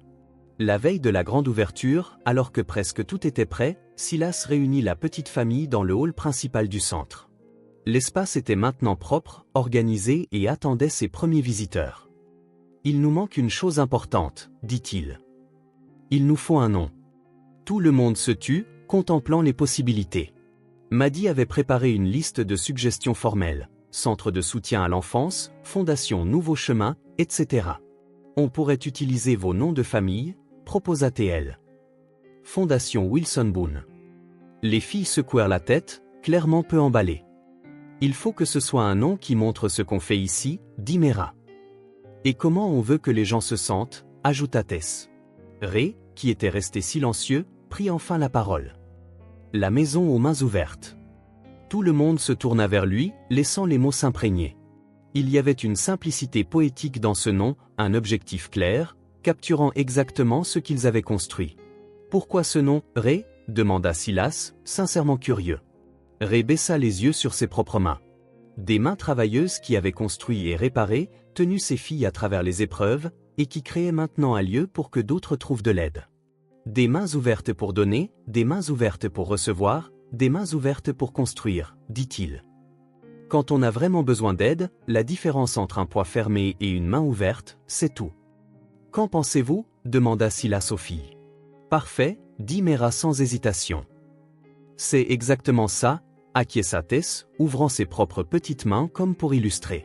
« Alors, la maison aux mains ouvertes ce sera » déclara Silas avec un sourire satisfait. Tôt le lendemain matin, avant que le soleil ne soit complètement levé, Ray était dans son atelier. Sur son établi reposait une belle pièce de cèdre, au grain riche et à la couleur profonde. Avec des outils précis et l'expertise affûtée par des années de pratique, il sculpta chaque lettre méticuleusement. C'était un processus lent et laborieux, chaque courbe, chaque angle exigeait une concentration totale. Le bois résistait, puis cédait, révélant sa beauté intérieure sous le toucher patient de Ray. Parfois, Il songeait au contraste entre ce moment et ces jours passés à marteler frénétiquement des bâches pour empêcher la pluie d'entrer, utilisant des clous rouillés et du plastique en lambeaux. Au moment où les premiers rayons de soleil traversèrent la fenêtre de l'atelier, l'enseigne était terminée. La maison aux mains ouvertes émergeait en lettres élégantes mais simples, flanquée du contour délicatement sculpté de 2 mains ouvertes de chaque côté. Ray passa ses doigts sur les lettres sculptées, vérifiant toute aspérité. Satisfait, il appliqua une couche de vernis naturel pour rehausser le ton rougeâtre du cèdre et le protéger des intempéries. Plus tard dans la journée, alors que tout le monde était rassemblé à l'entrée de la fondation, Ray installa personnellement l'enseigne au-dessus de la porte d'entrée, utilisant des outils qu'il avait fabriqués lui-même, fixant le cèdre sculpté avec le même soin qu'il accordait à toutes ses créations. Silas observait en silence, frappé non seulement par la beauté de l'enseigne, mais par ce que ce moment symbolisait. Ray, autrefois contraint d'improviser une cabane qui fuyait, utilisait maintenant ses propres mains pour créer quelque chose de durable, un lieu pour abriter et élever de nombreuses autres familles. Les filles observaient leur père avec une fierté évidente. Pour elles, il n'y avait aucune contradiction entre l'homme qui récupérait autrefois des déchets pour survivre et l'artisan qui construisait maintenant quelque chose de beau. C'était le même papa, avec les mêmes mains habiles et le même cœur généreux. Lorsque l'enseigne fut enfin fixée, tout le monde recula pour admirer le résultat. Le nom sculpté brillait au soleil de l'après-midi comme une promesse faite non seulement aux enfants qu'il servirait, mais aussi à eux-mêmes. « Demain, dit doucement Silas, nous ouvrons nos portes. » Mera et Tess échangèrent des sourires, se tenant la main. L'idée qui avait commencé si simplement, certains enfants ont encore besoin d'aide. On peut les aider, n'est-ce pas? Était maintenant une réalité, prête à changer non seulement leur propre monde, mais bien d'autres encore. Le jour se leva, brillant et prometteur. Des rayons de soleil doré dansaient à travers les arbres entourant le bâtiment fraîchement rénové, maintenant presque méconnaissable par rapport à la structure négligée des mois précédents. Au-dessus de l'entrée principale pendait l'enseigne en cèdre sculptée à la main, la maison aux mains ouvertes, captant la lumière du matin comme si elle était faite de quelque chose de plus précieux que le bois. Ray s'était réveillé avant l'aube, poussé par un mélange de nervosité et d'excitation. Il trouva les jumelles également réveillées, triant activement leurs vêtements spéciaux pour le grand jour. Des robes simples mais jolies que Maddie les avait aidés à choisir juste pour cette occasion. « Vous êtes excités » demanda-t-il en préparant un copieux petit déjeuner. « Très » dit Mera, rebondissant presque sur sa chaise. « Est-ce que beaucoup de gens vont venir ?»« Je pense que oui, » sourit Ray. Maddie a dit que des travailleurs sociaux de toute la ville nous réfèrent des familles. Tess, habituellement plus bavarde, était silencieuse ce matin-là, jouant avec sa nourriture. « Qu'est-ce qui ne va pas, princesse » demanda Ray, remarquant son silence inhabituel. « Et s'ils ne nous aiment pas » murmura-t-elle. « Les autres enfants » Ray s'agenouilla à côté d'elle, prenant ses petites mains dans les siennes, plus grandes. « Quand on offre de l'aide avec un cœur ouvert, c'est difficile de ne pas être aimé, dit-il. Vous leur donnez quelque chose de précieux, pas seulement des livres ou des jouets, mais votre temps et votre attention. Ça vaut plus que tout. » Tess hocha la tête, l'air un peu plus rassuré. Vers 9h du matin, ils étaient tous à la fondation. Maddie coordonnait les derniers détails avec une équipe de bénévoles, étudiants, enseignants à la retraite, habitants du quartier désireux d'aider. Une atmosphère d'anticipation emplissait les couloirs, comme avant une grande célébration. Silas arriva précisément à l'heure, portant une simple arche métallique et un large ruban rouge. Il portait des vêtements discrets, un pantalon sombre et une chemise blanche, sans cravate. Il ne voulait pas que sa personnalité de milliardaire éclipse le véritable objectif de la journée.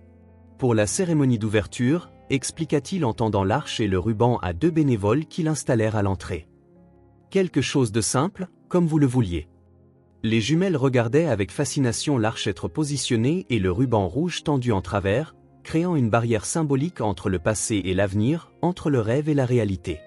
À 10h, heure officielle de l'ouverture, une petite foule s'était rassemblée à l'extérieur, principalement des familles, des mères tenant la main de leurs enfants, des pères portant des bébés dans leurs bras, des adolescents regardant curieusement autour d'eux, des personnes âgées du quartier. Certains venaient par besoin, d'autres par curiosité, tous attirés par la promesse d'espoir. Ray se rapprocha de ses filles, qui se tenaient anxieusement près de l'entrée. « Prête » demanda-t-il en s'accroupissant à leur hauteur. Les jumelles hochèrent la tête. Chacune tenait une petite paire de ciseaux décorés de rubans, une autre délicate attention de Maddie. Silas s'avança, se positionnant devant la modeste foule. Pas de podium, pas de microphone, pas de formalité. Juste un homme parlant à ceux qui étaient rassemblés. « Bonjour à tous », commença-t-il, sa voix suffisamment claire pour porter sans amplification. Aujourd'hui, il ne s'agit pas de longs discours ni de mots compliqués. Il s'agit d'ouvrir des portes. Des portes que nous espérons ne se refermeront plus jamais sur ceux qui en ont besoin. Il marqua une pause, jetant un coup d'œil aux jumelles à ses côtés. La maison aux mains ouvertes est née d'une idée simple, de deux enfants qui ont autrefois eu besoin d'aide elles-mêmes et qui ont décidé qu'elles voulaient aider les autres. Elles m'ont appris que la vraie générosité vient du cœur, pas du portefeuille. Il est donc juste que ce soit elle qui ouvre cet endroit. D'un geste, il invita Mera et Tess à s'avancer. Nerveuses mais déterminées, elles s'approchèrent, chacune brandissant ses ciseaux, conscientes des regards curieux posés sur elles. Ensemble, murmura Ray, se tenant derrière elles. Mera et Tess levèrent leurs ciseaux à l'unisson. D'un coup synchronisé, elles coupèrent le ruban rouge, qui tomba doucement au sol, comme libérant plus qu'un simple passage physique. Des applaudissements éclatèrent spontanément de la foule. Ce n'était pas fort ni prolongé, juste une reconnaissance chaleureuse d'un moment significatif, scellé par les petites mains qui avaient connu à la fois le besoin et le don. « Bienvenue à la maison aux mains ouvertes », annonça Silas en s'écartant. « Veuillez entrer et faites comme chez vous. » Les premières familles entrèrent timidement, comme s'aventurant en territoire inconnu. À l'intérieur, elles trouvèrent un environnement accueillant, des murs peints de couleurs douces, des meubles robustes et pratiques disposés pour encourager l'interaction. Dans le grand hall principal, des tables basses avec des chaises à taille d'enfant offraient des jeux éducatifs et des fournitures d'art. Des étagères soigneusement étiquetées contenaient des livres triés par âge et par sujet, chaque catégorie marquée par les autocollants de couleurs que Mera avait imaginés. Dans un coin, un espace confortable avec des coussins formait un coin lecture où les enfants pouvaient s'asseoir confortablement. La timidité initiale des visiteurs laissa bientôt place à la curiosité et au plaisir. Les enfants, moins inhibés que leurs parents, commencèrent à explorer immédiatement, découvrant les trésors préparés avec amour pour eux. Un garçon d'environ 4 ans ouvrit l'un des kits d'art personnalisés de Tess, ses yeux s'écarquillant devant l'illustration dessinée à la main à l'intérieur. Une fille plus âgée trouva un livre sur les constellations sur les étagères et s'installa dans le coin lecture, instantanément perdue dans ses pages. 3 enfants plus jeunes découvrirent une boîte de cubes en bois fabriquée par Ray et gloussèrent en construisant une tour, poussant des cris lorsqu'elle s'effondra. Mera et Tess observaient tout avec un mélange de nervosité et de fierté. Surmontant progressivement leur trac initial, elles s'approchèrent d'autres enfants. Mera montra à une fille comment trouver des livres en utilisant son système de code couleur. Tess s'assit par terre avec un autre petit groupe, leur apprenant à plier des bateaux en papier. Ray parcourait l'espace, aidant les parents à remplir des formulaires, expliquant les services du centre, répondant aux questions. Maddie guidait les bénévoles et accueillait les travailleurs sociaux amenant des familles référées. La maison s'animait de plus en plus chaque minute, avec des voix, des rires, des pages qui tournaient et des pièces de jeu qui cliquetaient. Silas restait discrètement dans un coin, ne voulant pas que sa présence intimide ou crée une barrière entre lui et ceux que la fondation visait à aider. De son point de vue, il observait le flux constant de personnes, des familles repartant avec des informations et un espoir renouvelé, des enfants initialement timides mais jouant maintenant comme s'ils connaissaient l'endroit depuis toujours, des bénévoles travaillant avec sérieux. Son regard, cependant, revenait sans cesse vers Mera et Tess. Les mêmes jumelles qui, des mois plus tôt, avaient partagé leur unique sandwich, partageaient maintenant quelque chose d'encore plus précieux, la possibilité d'un avenir meilleur.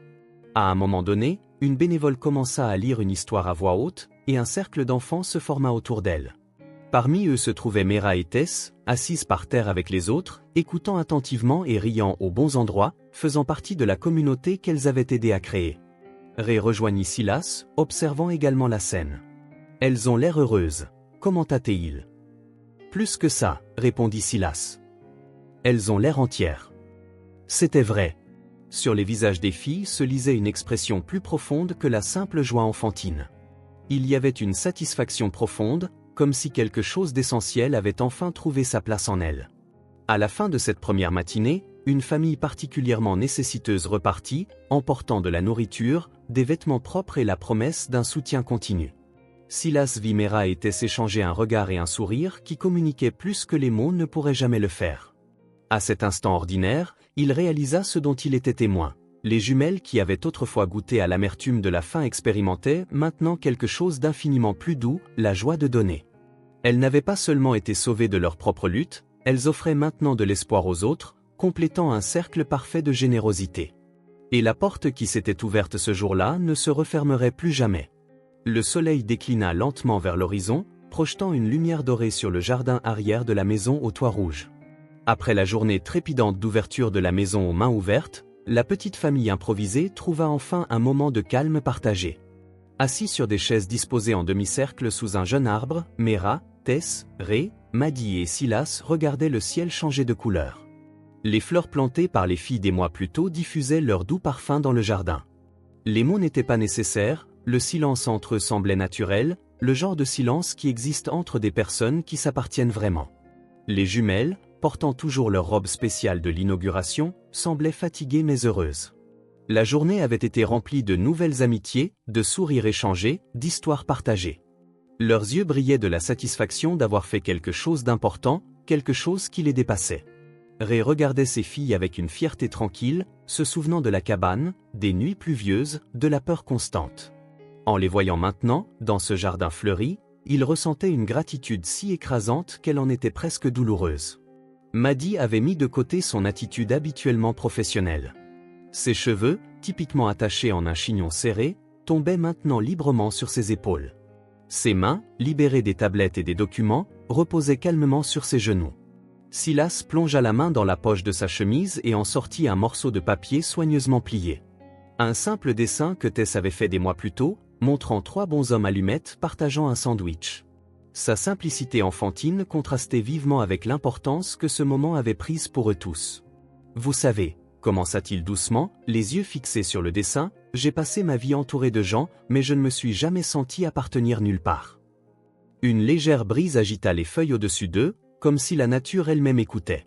« Merci de m'avoir laissé faire partie de votre famille, » dit-il en regardant chaque personne autour de lui. Personne ne parla immédiatement. Au lieu de mots, Ray tendit simplement la main et posa une main sur l'épaule de Silas, un geste qui transmettait plus que n'importe quel discours n'aurait pu le faire. Des années de méfiance, de peur et de solitude se dissolurent dans ce contact. Mera sourit, ce sourire radieux qui avait touché le cœur de Silas pour la première fois à travers la crasse et le désespoir de son déguisement de rue. Et Tess, toujours la plus silencieuse des jumelles, se leva de sa chaise et s'appuya contre le bras de Silas avec l'aisance d'une enfant qui sait exactement où est sa place. « Tu as toujours eu une famille, » dit-elle doucement. « Tu attendais juste de nous trouver. » Ces mots simples restèrent en suspens dans l'air, une vérité fondamentale qu'ils avaient tous découverte ensemble ces derniers mois, que la famille n'est pas seulement une question de sang ou de circonstances, mais de choix, de présence et du désir conscient d'appartenir. Alors que les premières étoiles parsemaient le ciel, ils rentrèrent tous à l'intérieur. Dans la cuisine chaleureuse, Ray déposa du pain fraîchement cuit sur la table, son arôme promettant réconfort et continuité. Silas prit le couteau, avec un soin quasi cérémoniel, coupa le pain en 5 portions égales. Ils ne parlèrent pas du symbolisme, ils n'en avaient pas besoin. Chacun savait que l'histoire qui les unissait avait commencé avec un sandwich partagé, changeant à jamais tout. Autour de la table, leurs mains se rencontrèrent au milieu, la main usée par le travail de Ray, les petites mains des filles, les mains de Silas et de Maddie. Un instant, elles formèrent un cercle parfait, une unité tangible. Puis, aussi naturellement que de respirer, ils commencèrent à manger ensemble, parlant doucement de la journée qui venait de se terminer et du lendemain déjà à l'horizon. Par la fenêtre ouverte de la cuisine, on pouvait voir au loin le terrain vague où se dressait autrefois la cabane, maintenant vide mais jamais oublié, un rappel du chemin parcouru et de l'importance d'honorer chaque étape du voyage. Dans la douce lumière du crépuscule, 5 personnes réunies par les circonstances les plus improbables partageaient plus qu'un pain, elles partageaient un avenir. Ce n'était pas vraiment une fin, mais un commencement. Si cette histoire vous a touché le cœur, abonnez-vous à la chaîne et activez les notifications pour ne pas manquer les prochaines. Laissez un like, car cela aide cette histoire à être recommandée à plus de gens. À la prochaine.